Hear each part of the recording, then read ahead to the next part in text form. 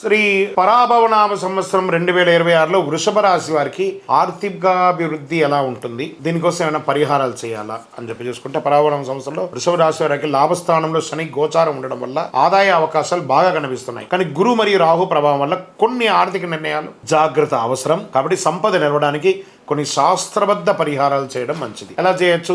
శుక్రగ్రహ శక్తి పెంచే పరిహారం. వృషభ రాశికి అధిపతియే శుక్రుడు కాబట్టి ప్రతి శుక్రవారం లక్ష్మీదేవి పూజ చేయడం, తెల్ల పువ్వులతో ఆరాధన చేయడం, ఓం శుక్రాయ నమః అనే మంత్రాన్ని 108 సార్లు పారాయణం చేయడం. దీనివల్ల ధనయోగం పెరుగుతుంది, వ్యాపారంలో లాభాలు పెరుగుతాయి, ఆశించిన వాటికంటే ఎక్కువ ఉంటారు. సరే, మరి లక్ష్మీ కటాక్షం పెరగడానికి ఏం చేయాలి?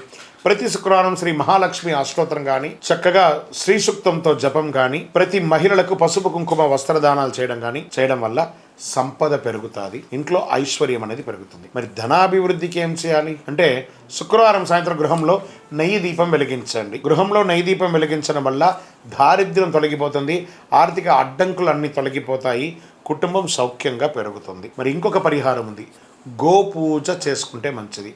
నెలలో ఒకసారైనా ఆవులకి ఆకుకూర, పండ్లు, కూరగాయలు అన్నీ కూడా ఇవ్వండి. అరటి పండ్లు లేదా పచ్చి గడ్డి ఇవ్వండి, గోపూజ చేయండి, ధనాభివృద్ధి పెరుగుతుంది, శుభయోగాలు కలుగుతాయి. మరి దీనికి ఏమైనా ప్రత్యేక మంత్రాలు ఏమైనా ఉన్నాయంటే, ఓం శ్రీం హ్రీం శ్రీం మహాలక్ష్మే నమః. మళ్ళీ చెప్తున్నాను, ఓం శ్రీం హ్రీం శ్రీం మహాలక్ష్మే నమః 108 సార్లు పారాయణం చేయండి. దీనివల్ల ధన ప్రవాహం అనేది పెరుగుతుంది, వ్యాపారంలో విజయం కలుగుతుంది. ఈ సంవత్సరం ఎక్కువ వృషభ రాశి వారికి భూమి, ఆస్తి, పెట్టుబడిలో జాగ్రత్తగా ఉండాలి.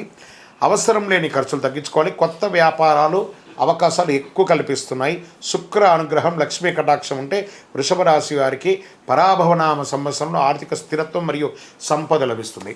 మరియు మీ యొక్క ధన ప్రవాహానికి ఏదైనా లోట్లు ఏమైనా ఉంటే దీనికి పరిహారాలు చేయడానికి ఏమైనా మేము తెలుసుకోవాలనుకుంటే, మీ యొక్క date of birth, time of birth, place of birth మా దగ్గర చెప్పండి. మీ యొక్క జాతకంలో సంపూర్ణంగా, ఇప్పుడు మేము గోచార పరంగా చెప్తున్నాం కదా, మీ వ్యక్తిగత జాతకం పరిశీలింపజేసి చెప్పడం జరుగుతుంది. విజయవస్తు.